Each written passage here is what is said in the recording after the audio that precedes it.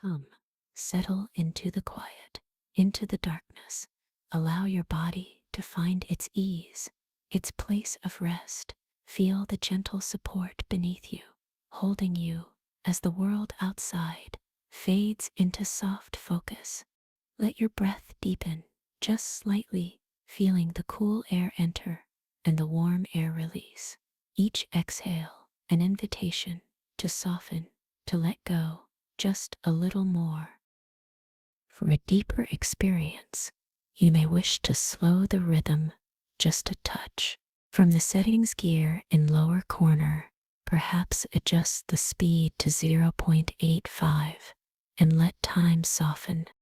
Feel your shoulders release, melting downwards. Feel the weight of your limbs, heavy, peaceful, surrendered. Tonight, we drift into a story, a memory, perhaps held in the collective quiet. A story that begins, like many evenings, with stillness settling over a house. After the day sips currents have subsided, imagine or remember a quiet evening, the soft glow of lamps, the low murmur of a television, perhaps a feeling of sanctuary within familiar walls. Outside, the night presses gently against the glass like a whisper waiting to be heard. It was late. The house breathing softly around Kate and her husband Luke, their child, little Grace, already surrendered to dreams, nestled upstairs, safe in the quiet cocoon of sleep, a picture of domestic peace, fragile, perhaps like thin glass. And then a vibration, unexpected, sharp, cutting through the calm. A phone buzzing, not with a familiar call or message, but with something else, something official, impersonal, stark against the soft evening. Feel your own body soften into the mattress, letting go of any startle response, just observing the memory, the story unfold. Breathe gently. On the screen, stark white letters against a black void, an emergency alert, not of weather or amber light, but something strange, unsettling. Do not enter underground structures, such as basements. The words hang there, cold, imperative. Stay above ground until the all clear. A shared glance between two people, husband and wife, mirroring the sudden quiet question mark hanging in the air. Did you just? Yeah, a ripple disturbing the still surface of the evening. That's creepy, Kate might have whispered, her gaze perhaps drifting towards the basement door, towards the stairs leading down into the unseen places. The roots of the house. What does it mean? What stirs beneath the surface? The mind immediately searches for explanations, trying to weave a net of logic around the anomaly. A gas leak, radon, that invisible breath rising from the earth. Their house had a pump, didn't it? A quiet guardian against unseen threats below. Maybe a surge, an influx. The mind tries to make it ordinary, mundane, safe. Allow your own mind to rest. No need to search for answers. Just feel the gentle rise and fall of your chest, anchored in this moment, this breath. She would check on the child, wouldn't she?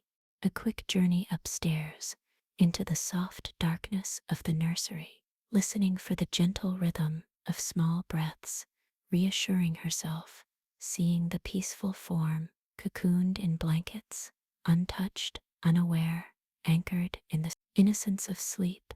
A brief return to that quiet peace before descending again into the strangeness. Downstairs, the television reflects the same cold message. Black screen, white letters, insistent, unwavering. No news anchor, no familiar face, just the stark command, echoing the phone SIP's alert. Do not enter underground structures. A restlessness stirs.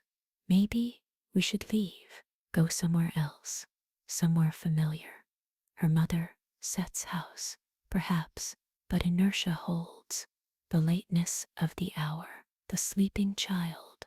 Tomorrow sets routines, pulling like anchors. Feel any restlessness in your own body, just beginning to dissolve, with the out-breath sinking deeper into stillness, into ease. Channels flickered through, searching for confirmation, validation. National news spoke of distant conflicts, familiar debates, oblivious to this localized anomaly. Online searches yielded nothing, a void where information should be, amplifying the silence, strangeness. A message sent to a neighbor, Lacey, another mother, living just moments away. Did you get this? The question sent out into the digital ether, met only with silence. For now, the feeling grows, a subtle pressure, urging action, departure, preparation. A duffel bag emerges, filled with essentials, clothes, a laptop, cherished dolls, remnants of a life, suddenly feeling provisional, leftover pasta, yogurts, tucked into a cooler, small rituals of readiness against an unknown something, and the basement door, perhaps checking the latch, and then tape sealing the cracks beneath the door, around the frame.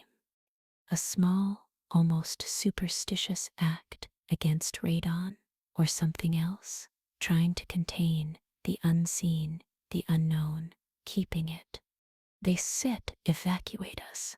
If it were serious, wouldn't said they? Lueziid's voice, seeking reassurance. Perhaps. Okay. So what do you think it is? Her question, hanging unanswered in the quiet air. Feel your own jaw soften.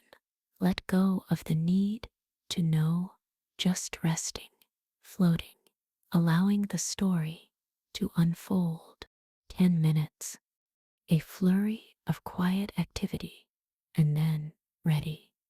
Bags carried out into the chilly night air, stars scattered, sharp and clear, across the vast, indifferent sky.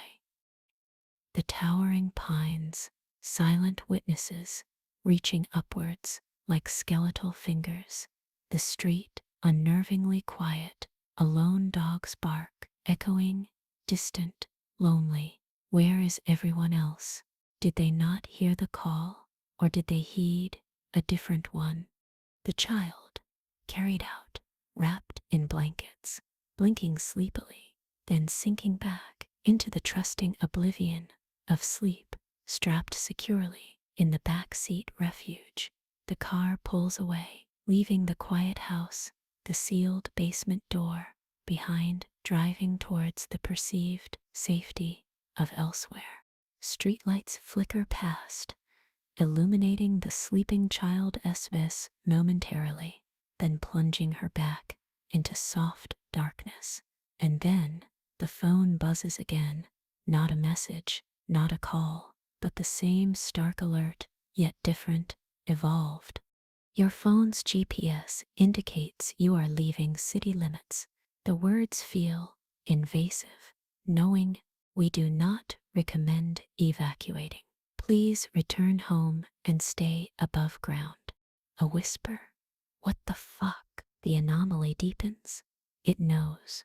It tracks. It advises against the instinct to flee. How? Privacy protocols.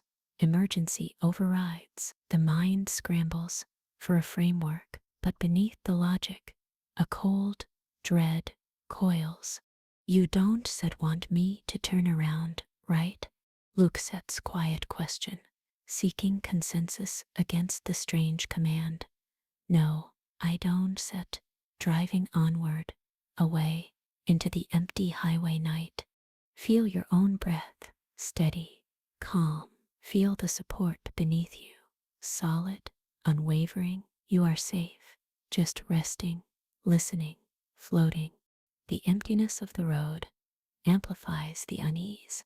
Surely others, unless they obeyed, trusting the disembodied command over their own instinct, or perhaps they received nothing at all.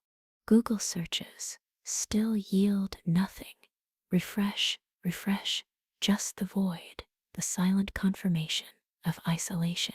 5 miles out, distance growing, but relief remains elusive, replaced by a prickling awareness, a sense of being watched, perhaps.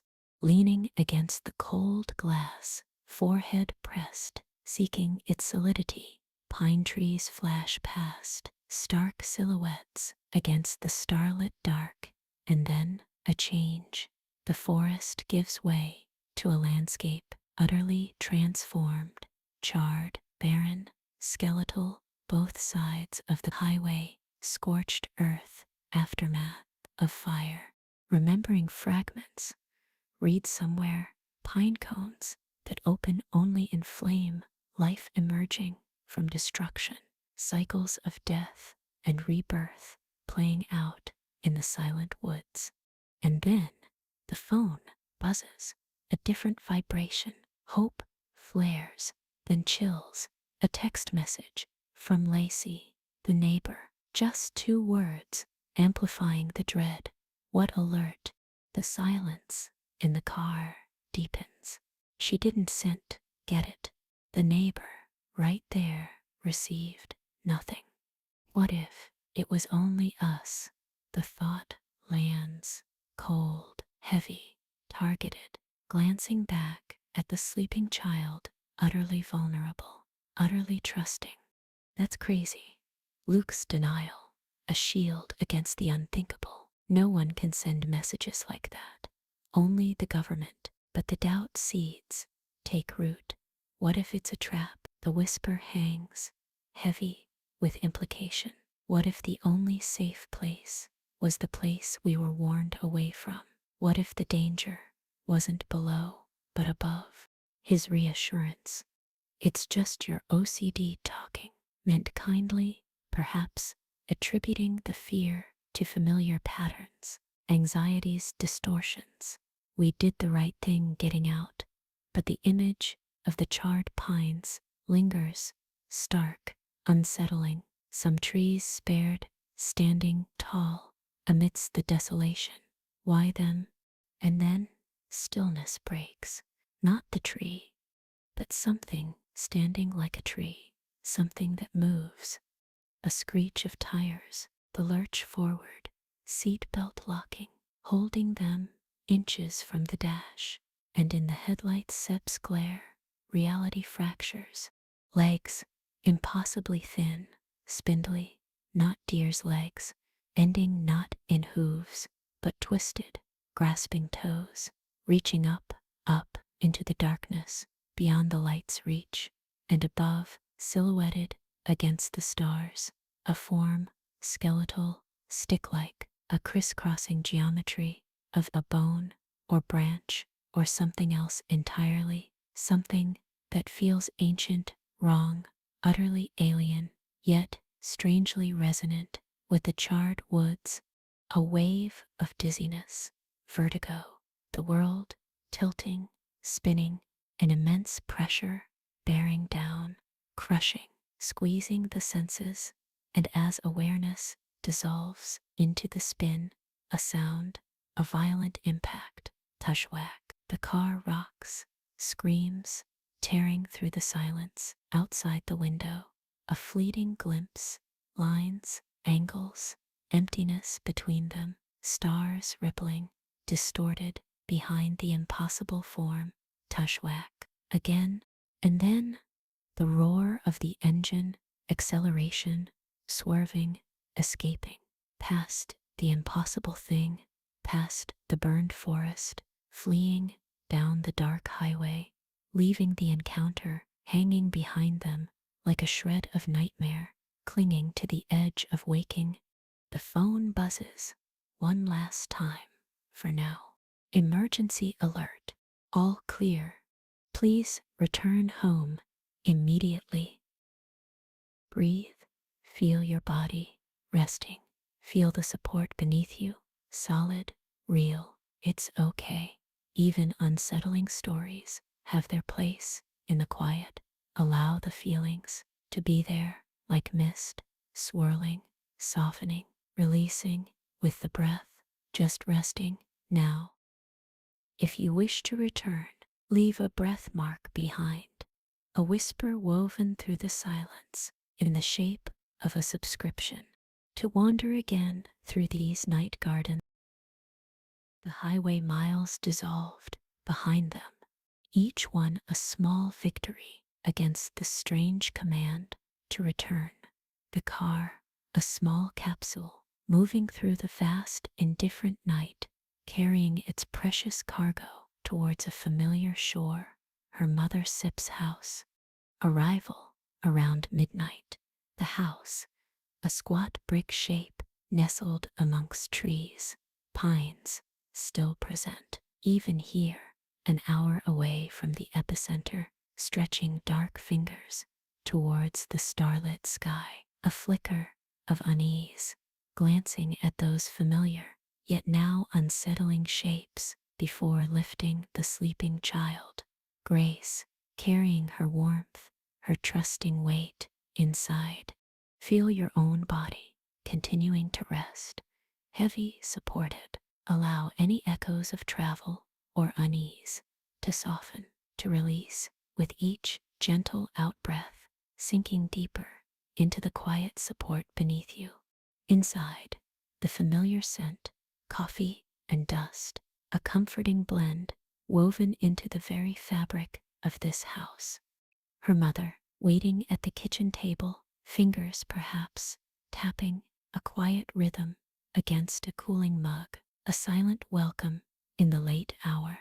Instinct pulls, not towards the guest room, the familiar offering, but downwards towards the lower level, the basement, half buried in the earth, an office space, a couch, a sense, perhaps misguided, perhaps desperate, of refuge below ground, away from the strange warnings, the unsettling commands. Where are you going? Her mother's voice, questioning as Kate reaches for the lock to the basement stairs, the mundane world asserting itself, its logic, its concerns. It's dusty down there. Haven't cleaned, might be mice. The ordinary anxieties layered over the extraordinary fear. Feel the gentle weight of your own limbs, heavy, relaxed, letting go of any need to argue or explain, just resting in the quiet. We're sleeping down here. Kate's quiet insistence, a weary certainty, born not of logic, but of that chilling encounter in the woods.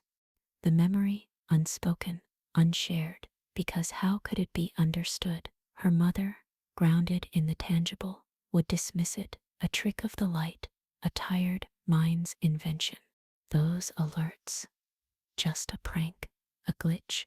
Her mother's voice continues, trying to smooth the edges of the strange event, recalling past anxieties, comparing this profound unease to a remembered fear of bats, of rabies, trying to fold the unknown into the shape of the known, the manageable. It's unsanitary down there. The child, heavy in her arms. A glance at Luke, standing hesitant, caught between two worlds. The mother's grounded reality, the wife's visceral fear. Then, the decision made, the lock undone. The door pulled open, revealing the descent. Allow your own breath to deepen slightly, feeling the expansion and the slow, complete release, letting go of any tension, any conflict, just breathing, resting. Halfway down the stairs, carrying the sleeping child, the phone buzzes again, and now familiar dread, confirming the connection, the tracking, the persistence. Emergency alert. Your phone's GPS indicates you have stopped in New Jersey. The cold precision, the location named, disobeying an emergency alert is a federal offense.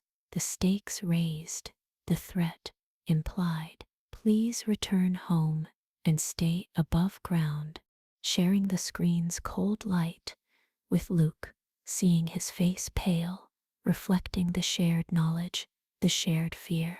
Her mother, peering over, dismisses it, finds flaws in the official language, compares it to phone scams, trying to normalize the abnormal, refusing the intrusion of the uncanny.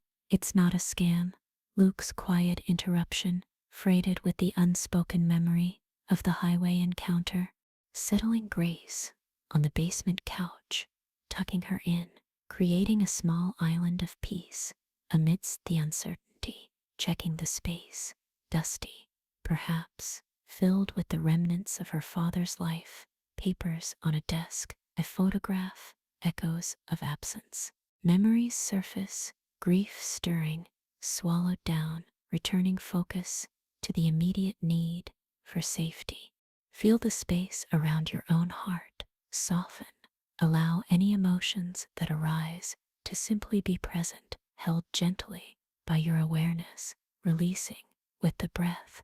The basement layout, assessed with new eyes, an office area, a storage room door, and at the far end, a sliding glass door leading out to the backyard. A vulnerability, this space not entirely underground. One end opens to the night, to the pines. Does that negate the safety? Does below ground only count if fully entombed? The memory of the creature, its impossible form, could it fit through glass, through any door? Rational thought dissolves, faced with the irrational, the impossible, staring out into the darkness beyond the glass, fearing a reflection, fearing a shape materializing from the night. The pines are still close, the ecosystem the same that birthed the thing in the charred woods. They were only in the burned areas. She reminds herself, clinging to a fragile distinction, imagining fire, opening cones, stick skeletons emerging, growing towards the sky, seeking maps, data, information, finding only the outdated, the irrelevant. And then, the phone again, not the alert, but Lacey, the neighbor, with news. My friend Richelle got the same alert you did. The isolation shatters, replaced by a different kind of dread, shared targeting, shared danger. Did Richelle listen? Is she safe? The frantic urge to warn, it's a trap, tempered by the fear of sounding unhinged, settling for a careful request. Can you give me her number? Allow your own body to sink deeper into rest, releasing the echo of urgency, just feeling the gentle support, the quiet peace of this moment, waiting as Luke returns with their belongings, whispering the news. Someone else got the alert. The number arrives, dialing immediately, the rings echoing in the quiet basement until a voice answers, Richelle. The awkward explanation. This is Kate, Lacey's friend. We got the alert, too. We think it's a trap. The pause on the other end, the understandable skepticism, but it came from the government, trying to explain the targeted nature, the lack of widespread alarm, the wrongness of it all. Richelle's hesitant acknowledgement, yeah, I dunno, weird, followed by the polite dismissal, well, we were just about to go to bed. The desperate, final warning, wait, I think the basement is safe. Someone's trying to lure people, met with unconvinced agreement. Okay, maybe. Look, I gotta go. The call ends, leaving only the silence and the chilling certainty that the warning went unheeded. Tears finally fall. The trembling realization of Richelle's likely fate, her family, children, Luke's comforting arms. You tried. That's the best you can do. But the thought, the image, haunts as they lay blankets on the floor, preparing for uneasy sleep beside their precious, sleeping child, looking down at Grace's perfect face, a fierce, protective love, mingling with the cold dread, settling down together under blankets in the relative safety of below, waiting for the night to pass. Just resting now, letting the story settle, feeling the breath, deep, slow, calm. You are safe here, just resting, allowing peace. Should this path of story and silence feel familiar, feel true, consider marking it softly, letting the light of Somnus Sapientiae guide you back whenever you wish to walk it again. The transition from the relative sanctuary of the basement to the sterile embrace of the hospital is often jarring, a world of quiet efficiency, humming fluorescent lights, the scent of antiseptic overlaying deeper, unspoken anxieties. Imagine Kate lying there, the dull throb in her shoulder, a constant reminder of the impossible thing that marked her, the sickly green walls, the buzzing lights, a strange limbo between the known world and the terrifying unknown. She glimpsed in the woods her daughter, Grace, safe elsewhere, for now in another basement with her grandmother, but the separation aches. Feel your own body continuing to soften deeper into rest. Allow the surface beneath you to fully receive your weight. Let go of any tension held in the shoulders, the neck, the jaw, just breathing softly, easily, witnessing this story from a place of calm distance. In the quiet moments, drifting between wakefulness and exhaustion, hushed voices might filter through unintended whispers from the world of the awake. The doctor, the nurse, hovering nearby, their words soft, concerned, not meant for her ears. Closing her eyes, quickly, pretending sleep, she listens to the fragments. Just like that man, the nurse's whisper admitted, last night, John something, a connection made, another case, similar. What do you think this is? The doctor's quiet uncertainty. I don't know, Rita. I really don't. Then, a suggestion, medication, diazepam, preventatively. The other one, he screamed so much. A chilling echo, hinting at a shared fate. The doctor's caution, the family'll ask questions. The nurse's sharp reply, they'll ask questions when she's dead, too. Dead.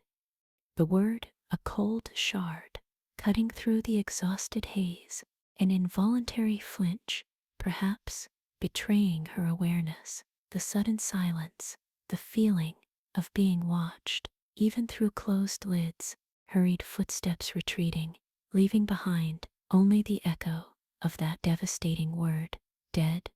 Allow your own breath to remain slow and deep. Feel the gentle expansion and release, anchoring yourself in the simple reality of breathing, letting the story sips currents flow past without disturbing your inner peace. Luke returns, his attempts at reassurance falling flat against the weight of those overheard words. Everything sets, going to go back to normal, he might say, but the conviction isn't set there. The silence stretches heavy between them. A decision forms, reach out, connect. The call to Richelieu, the other one, who received the alert. The phone rings, unanswered breaths held, then connection, sharing the impossible story, the bite, the creature, the fear, expecting disbelief, perhaps, but finding, instead, shared trauma. Richelieu's voice, trembling, sharing her own vision, not of a father, but of a lost child, a baby's cry, pulling her towards an illusion, saved only by her husband's intervention, a shared vulnerability, a shared encounter with something that prays on deepest grief, deepest love. It didn't hurt you? Bite you? Kate asks, needing confirmation, needing difference. Rachel thinks not. A small mercy, perhaps. So what do we do? The question hangs heavy with implication. Just run forever? But Rachel offers a sliver of something else. I've been talking to someone who knows about this, a promise to come to the hospital, bringing this person, this expert, hope mixed with trepidation. What kind of knowledge encompasses such things? Allow your body to rest completely. Feel the stillness spreading through every muscle, every fiber. Deep, peaceful rest. The arrival, ritually, nervous, twisting her hands.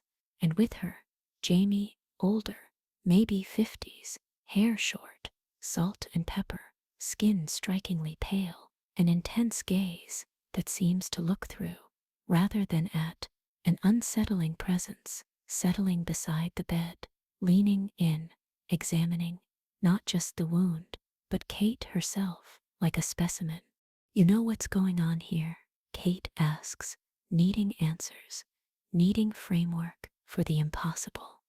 Jamie's reply, calm, almost academic. Yes, sort of. Introducing concepts. Strange, jarring, speculative evolution. Creatures evolving abilities that mimic technology. Hacking radio signals. Mobile systems. Using pre-programmed emergency protocols. Luke's skepticism voices the rational mind's resistance. Creatures texting in English. Jamie clarifies, not texting, but triggering existing alerts, hijacking signals, and more, detecting neural impulses, brain signals, like ancient sharks, but far more advanced. Hacking the brain, accessing memory, fear, love, not creating illusions, but projecting the mind's own deepest contents outwards, weaponizing grief, weaponizing fear, perhaps using chemicals too, altering neurotransmitters. At close range, feel your own mind, quiet, receptive, no need to analyze or believe, just observing the strange tapestry of the story, unfolding, breathing gently, resting deeply. The question arises, why the basement? Why the warning about underground structures? Jamie's explanation, chillingly simple. Their abilities mimic technology, and like radio waves, like phone signals, they don't work underground. The alert wasn't a warning to stay safe from the basement, but a lure to keep victims out of the only place they would be safe, a trap woven from technology and biology and fear. But why? Only certain people. Why Kate, Richelieu, John something? Jamie's theory, unsettling, precise. They target those with overactive imaginations, anxiety, OCD, vivid inner lives, people who send out strong brain signals, easier to find, easier to hack, easier to manipulate, using their own potent memories, their own deepest fears against them, luring them out. And Jamie adds, almost as an afterthought, there's more for them to eat. Eat. The question hangs, heavy, cold. Yeah, they eat brains. I mentioned that, didn't I? Jamie sips, detached observation, landing like a physical blow. Allow your breath to remain steady, calm. Feel the gentle rhythm, soothing, calming, grounding you in this present moment, safe, resting. The final question returns, echoing the nurse's whisper. Luke voices it, softly, fearfully. Kate said she heard the doctor saying she's going to die. Is that true? Jamie's silence speaks volumes. Richelieu confirms, her voice thick with shared dread. Jamie told me, once it bites you, it's linked to you, it will follow you and end you. showing you your worst nightmares first, images plucked from your own deepest fears. And when it starts showing you yourself, your own reflection, twisted or perhaps perfectly mirrored, that means the end is near. Perhaps only a day left. The sterile room seems to shrink, the buzzing lights louder now, the weight of the prognosis settling cold, undeniable, leaving only the silence and the quiet throb of the wound. Breathe softly, gently, release any tension, any holding. Just allow yourself to rest deeply, peacefully, held in the quiet. And if you wish to return to this sanctuary again, to rest in stories that soften the shadows, consider leaving a gentle mark so that the veil may part again when next you drift. The words hang in the sterile air of the hospital room. Necrotic tissue. It's begun. Jamie's quiet pronouncement confirming the unspoken fear, the chilling whispers overheard earlier, a link forged by the creature's touch, a countdown initiated, unseen, unheard, until now. I can sit, die, the thought, not a panic, perhaps, but a deep, primal refusal, a fierce ember glowing within the shock. I can sit, leave her, Grace, her daughter, the anchor, the reason. Feel your own body resting deeply. Allow any echo of fear or urgency within the story to simply pass by like a distant cloud. Your breath remains slow, steady, calm. You are safe, held, witnessing from afar. A decision crystallizes, not born of logic, but of fierce instinct. She cannot wait here, cannot simply accept the quiet pronouncement of doom. There is one place deemed safe, below ground, away from the signals, the intrusions, the influence. She must get there. Buy time, find a way, even if it means staying hidden indefinitely until some answer, some defense can be found. Leaving the room, moving now, driven by that deep imperative, pain pulsing in her shoulder. A dull fire, but overridden by the need to move, to escape this sterile waiting room. For the end, Luke's pleas, stop, fall behind, unheard or unheeded, running down the long, echoing hospital corridor towards the promise of the glowing red exit sign. Allow your own limbs to feel heavy, profoundly still. Release any impulse towards movement, just resting, sinking deeper into the unwavering support beneath you. The hallway seems to stretch, distorting.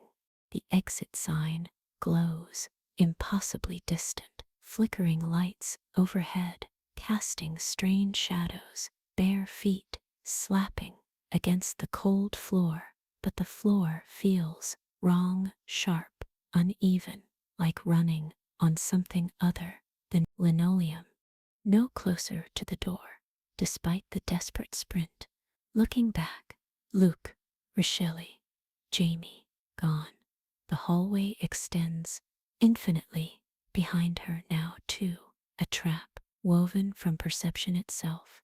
The exit door, still distant, now stands open.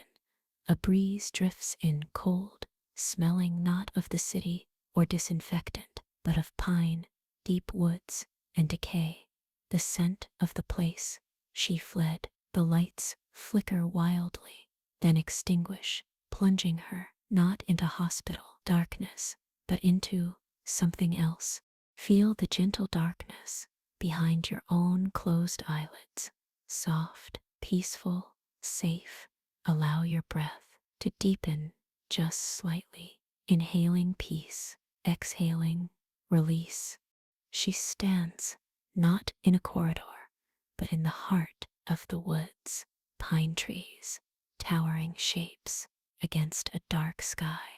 The ground beneath her bare feet, no longer smooth tile, but sand, littered with sharp stones, pine needles, biting, cold, silence rings, profound, broken only by a faint fluttering somewhere unseen. No, it tricked me. The realization, cold, devastating, transported, somehow, from the illusion of escape into the heart of the danger. Looking around wildly, no lights, no sign of the hospital, no path, only trees, darkness, and the suffocating silence. Deep, how far, how long was she running in that endless corridor? No phone, no compass, no way to call for help, no way to navigate the vastness of the Pine Barrens, a million acres pressing in. Stories surface of getting lost, turned around, rattlesnakes, carnivorous plants, the woods themselves, disorienting, deadly, without the stickmen. Allow your own body to remain perfectly still, feeling the gentle rhythm of your breath. A quiet anchor in the midst of the story abyss unfolding. You are here, safe, resting. Panic rises, cold, sharp, thinking of grace. Luke, the image fuels a desperate need to survive, to return, pushing forward, walking blindly in a random direction. Sticks, stabbing, pebbles rolling, trying to keep a straight line, calculating distances, hours, possibilities, lost in the dark. And then a change, a break in the trees, a clearing. Hope surges, then crashes. It is one of the burned areas, hollowed out by fire, lit now by the stark silver light of the moon. Skeletal pines stand black against the pale sky. Ash covers the sand like powdered bone, a place of death and strange rebirth, utterly silent, deathly still. I'm never going to get out. Despair whispers, cold, convincing, looking up at the blackened branches like fingers reaching, and then a sound. Snap, whirling around, a figure at the edge of the trees, barely visible, painted in moonlight and shadow. Fear ignites, adrenaline surges, running again across the ashy clearing, tripping, falling, slow motion, the ground rushing up, pain exploding in the shoulder, sting of scrapes, ash and dirt on her face. Snap, snap, closer, now, scrambling up, turning to face herself, her own face, standing there, arms limp, hair grazing shoulders, the doppelganger, the final nightmare, made real. Let me go. The scream, swallowed by the vast silence of the woods.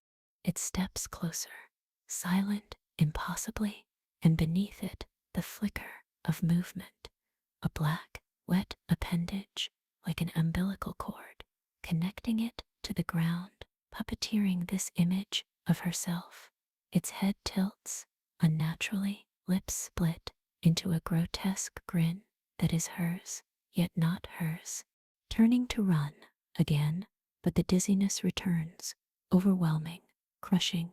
The world tilts, spins, nausea rising, stumbling, falling into her own sickness. Stop, a choked whisper, lying on her back, vomit soaking her clothes, the ashy ground cold beneath, twisted black limbs fill her vision, melting into the skeletal pines. The stars themselves seem to streak across the spinning sky, and then her own face looms above, hair falling, sticking to sweat, vomit, lips curled in that terrible smile, mouth opening wider, wider, revealing not human teeth, but rows upon rows, sharp, nested, like a lamprey, descending into a dark throat, head disembodied, now floating, attached to the tangled, black mess of the creature beneath. They eat brains. Jamie's voice echoes as the teeth descend closer, closer, blocking out the sky, the trees, everything. Feel your own body deeply relaxed. Feel the gentle rise and fall of your breath. You are safe, witnessing this from a place of perfect stillness. Thoughts of Grace, final, desperate. What will she do? Her life ruined. I can't. I'm sorry. And then a different thought, a spark in the overwhelming darkness. The creatures, attracted to brain signals, activated by thought, emotion, fear. What if? A desperate gamble based on nothing but the abyss. What if I just stopped thinking? Closing her eyes against the horror, ignoring the slime, the rotting breath, the proximity of death, turning inward with ferocious will towards nothing, pushing away thoughts, memories, fears, images. Grace, Luke, herself, pushing into the void, absolute stillness of mind, non-existence, emptiness, held fiercely, desperately. A clicking sound. Above, the creature shifts, withdraws slightly. Confusion, perhaps thinking of nothing, holding the void against the terror, against the instinct. To think, to fear, to be. The weight lifts, the presence recedes, opening one eye, cautiously. The creature, no longer wearing her face, just the tangled black form, twisting, turning, appendages lifting, questing, sensing, confused, as if its prey had simply vanished from reality. Lying there in the burned forest, holding the emptiness, thinking of nothing, second after second, minute after minute, hour after hour, the hardest thing imaginable, pushing away love, fear, identity, being only empty, void, still, until the first hint of dawn paints the sky, pulling her back, slowly, cautiously, from the void. Sitting up, stiff, sore, covered in filth, but alive, the clearing bathed in the soft, pink light, empty, no sign of the stickmen. Daylight brings orientation, clarity, finding the way back, slowly, painfully, discovering the road, realizing she'd only run half a mile from the hospital. The search parties, Luke, relief, overwhelming, reunion with Grace, held tight, the fierce joy, grounding reality of her child's presence. The story doesn't end with perfect resolution. The link, perhaps, remains. Nights are spent below ground in the basement's fragile safety. Research continues with Richelieu, Jamie, searching for ways to fight back. Rumors of drowning them, heard online from past encounters. But for now, home, safe, together, living in the quiet space, bought by that terrifying stillness, holding on to the preciousness of now, even as the unknown waits, perhaps, just beyond the door. Allow the story to settle. Now, feel your own breath, deep, peaceful, rhythmic. Feel your body completely at rest, safe, secure, held, letting go of the narrative, returning to the simple peace of this moment, resting deeply now. If these whispers linger softly, long after the sound fades, you might choose to leave a trace, a quiet echo, subscribing to let the stories find you again, allowing the echoes of the previous story to settle, to dissolve, returning now to the gentle rhythm of your own breath, resting deeply, peacefully. And as you rest, let us drift into another space, another time. Imagine or remember the feeling of seeking refuge, a desire for quiet, for solitude, leading perhaps to an old house standing alone, embraced by the quiet indifference of the countryside, purchased perhaps for its isolation, its potential, its perceived peace. Feel your own body settling deeper into the comfort of your resting place, letting go of the outside world, sinking into this inner sanctuary, listening softly.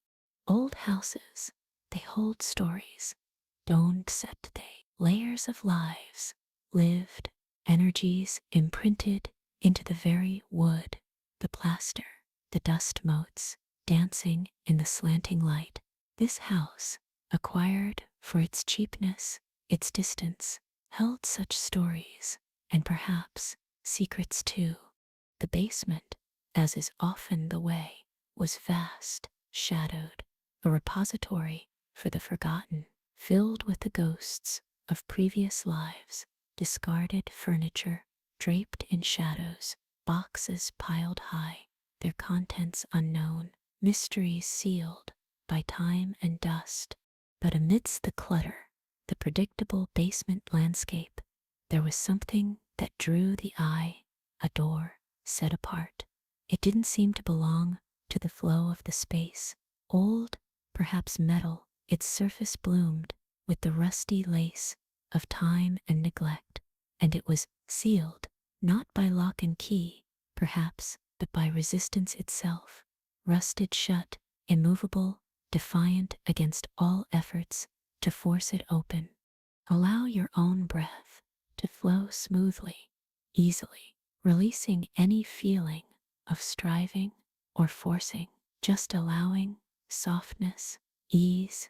For a time, the door remained a silent question mark in the shadowed depths, curiosity, perhaps dulled by the effort of settling in, the demands of repair, the simple rhythms of inhabiting a new, quiet life.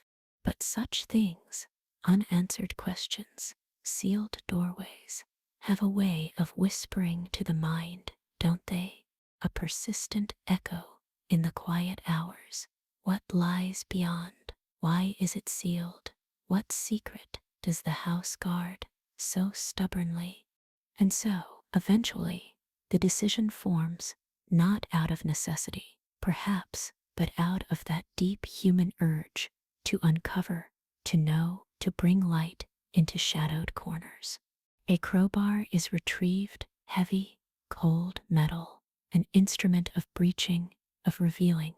Imagine the scene, the dim basement light, the scent of damp earth and dust, the solitary figure facing the rusted door, the tool meeting the resistant metal, the strain, the effort, and then the yielding. Feel your own muscles remaining soft, relaxed, no effort needed. Here, just resting, observing, feeling the gentle support beneath you. The door groans open, a long, slow, complaining sound, like something disturbed from a century of sleep. And with its opening comes the smell, not just dust or damp, but something else, rot. Yes, the deep, earthy decay of things long hidden, but mixed with something else, a cloying sweetness, sickly, unsettling, clinging to the back of the throat, a scent that speaks of unnatural preservation, of decay arrested wrongly, gagging, perhaps stepping back, instinctively, but curiosity, that potent force, pulls closer again. A flashlight cuts through the newly opened darkness, its beam exploring tentatively beyond the doorway.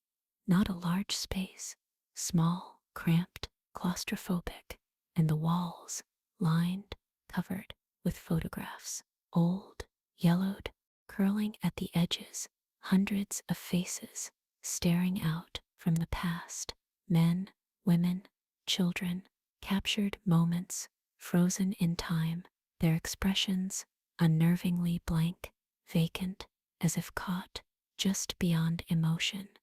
Allow your own gaze behind closed eyelids to remain soft, unfocused, resting in the gentle darkness. But the true unsettling detail emerges slowly as the light pans across the faces. Something is missing from every single one, the eyes. In every photograph where eyes should be, there is only emptiness, blankness, perhaps a smudge, or a dark void, hundreds of faces rendered unseeing, yet somehow still watching. A chill deeper than the basement air might crawl upon the skin, the urge to flee, to close the door, seal it again, pretend it was never opened. But something else catches the light, draws the eye deeper into the small, wrong room. In the corner, distinct from the dusty tableau, a box, old, perhaps wooden, yet somehow cleaner, less consumed by time and cobwebs than its surroundings. Standing apart, waiting, perhaps. Feel your own body, heavy, peaceful, sinking deeper into relaxation. Let the story sit, unease, be like distant thunder, while your own sky remains calm, peaceful. Curiosity, overriding caution, overriding fear. The box, heavy, lifted, opened. What lies within? What final secret does this hidden room hold? Resting now, breathing softly, allowing the quiet to deepen, letting the unknown remain just beyond the edge of awareness for now. To return to this listening space, this quiet sanctuary, leave a trace behind, a sign to the stars that you heard and wish to hear again. If you found comfort here, or wonder, or a whisper of truth, you may mark the path for future wanderings by subscribing with intention. Let this place be a quiet home for your heart. And if you wish to return, gently mark it with a soft intention so it knows to call you again. Let the previous stories dissolve now like ripples fading on a quiet pond. Return to the simple anchor of your breath. Feel the gentle rise, the easy fall, resting deeply, peacefully.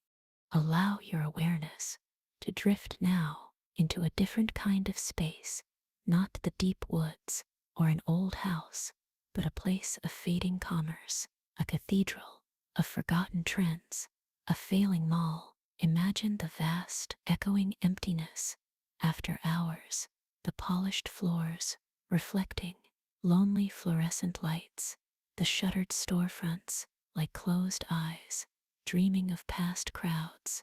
Feel your own body, heavy, still, completely supported, letting go of the day sips echoes, softening into the quiet darkness. You are simply resting, observing, safely. In such places, custodians of the quiet hours remain, security guards patrolling the twilight corridors. Their radios crackle, sometimes breaking the silence with mundane reports, or occasionally something stranger. Imagine one such guard, perhaps named Connor, his voice tinny, distorted through the speaker, reporting an anomaly, a complaint, someone using the quiet refuge of the men's room inappropriately, washing himself in the sink. Another strange incident in a place slowly surrendering to entropy and neglect. Our narrator, another guard, perhaps weary, perhaps resigned, acknowledges the call, a familiar strangeness, it seems, mentioning another recent incident, the mad shitter, as they called her, haunting the Gap store, small human dramas playing out under the flickering lights of decline. Feel your own breath flow easily. Release any judgment, any tension. Just allow the scene to unfold like a strange dream witnessed from afar. He walks towards the designated bathroom, footsteps echoing slightly in the cavernous quiet, pushing open the door. And yes, the report confirmed. An older man, perhaps adrift from the world, sips currents, stands at the sinks, performing his ablutions. Hey man, you gotta stop that. The guard's voice, attempting authority, perhaps tinged with weariness. The man turns, not with shame or defiance, but with confusion. My dick, he asks. Then, a strange shift. Oh, you must mean my wand. Allow your own mind to remain calm, peaceful, letting the strangeness be just strangeness. A current in the story sips river, while you rest on the quiet bank. The guard sighs inwardly, perhaps. Whatever you say, pal, just put it away. But the man refuses, speaks of evil ailments, of needing to cleanse the dark juices, words that seem unmoored from shared reality.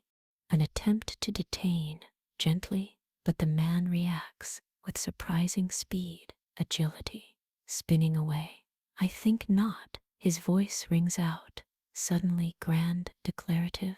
I am a warlock of the highest caliber, protecting this realm before you were a twinkle in your father's eye. The guard tries again, reasoning, de-escalating. This doesn't have to be difficult, but the man's attention shifts, listening to something unheard by the guard, eyes widening. Did you hear that? They're back. A sudden scream, a bizarre, frantic action, a windmill of flesh, releasing not just energy, but liquid, across the tiled floor. Retreat, the guard steps back out of the bathroom's strange theater, calling for backup. Connor, Jeff, assistance needed against this unpredictable, chaotic energy. Waiting, the moments stretching. Finally, footsteps, Connor and Jeff arriving, unhurried, perhaps one finishing a donut, the mundane pace contrasting sharply with the recent bizarre encounter. Feel your own shoulders soften. Release any tension, any bracing. Just allow your body to be heavy, relaxed, supported. A plan formed. Enter together. Surround the individual. Jeff, perhaps the largest, the most physically imposing, enters first. Hello, Mr. Wizard. Are you? Oh god damn it. Inside, the bathroom is empty of the man, but not unchanged. An air vent ripped from the wall, revealing a dark opening. This asshole went down to the basement, Jeff exclaims. The pursuit continues through employee-only doors, down sterile corridors, offices, dark and silent, arriving at another threshold, locked double doors, leading, presumably, downwards. Fumbling with keys, a large, almost comical ring, holding countless secrets to the mall's hidden spaces. Finally, a click, the knob turns. Beyond, rickety wooden steps, descending into darkness, a flashlight beam cuts through, illuminating dust motes, dancing in the stagnant air. The descent begins, cautiously, each step groaning, protesting, the wood bowing, threatening to yield. Feel your own body, secure, still, resting, peacefully. Allow the feeling of descent in the story to simply deepen your own sense of relaxation, sinking safely. Halfway down, a sudden scream, a crash from behind. Turning, the flashlight beam reveals Jeff has fallen. The stairs, splintered, collapsed beneath him. Jesus. Fuck. You okay down there? Connor's voice echoing from above. Jeff, thankfully, unharmed. Mostly, I'm fine. Slipped in something. He calls back, but the way back up is gone. Go look for a ladder. Jeff instructs Connor while we look for that little shit ball at the bottom, searching for a light switch, finding instead a beaded chain, pulling it. A flickering fluorescent hum illuminates the space and reveals to the reason for Jeff's slip: mold, thick, black, wet-looking, consuming the walls, the ceiling, like a slow, dark tide.